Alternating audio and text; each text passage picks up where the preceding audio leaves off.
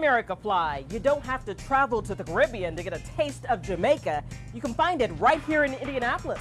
This is Patties of Jamaica. Yes, man. Oh, the patties are excellent.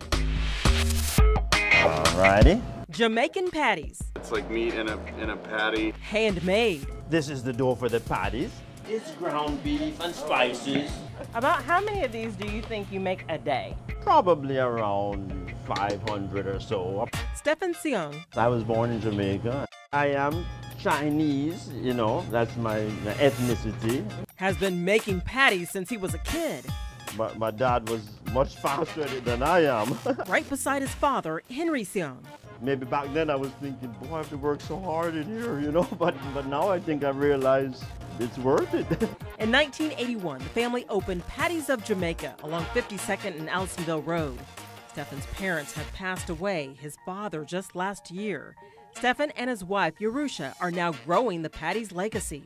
So you can get them chicken or vegan, but we make them to order. Yes, baby, yes. You can also get Yerusha's oxtail stew. That is so good. And other favorites like chicken wings and more. Well, this is the curry chicken stew. But the patties, voila, are most in demand. The restaurant is closed on weekends, so people even buy batches, frozen, to cook at home. They are the best. Yes, man.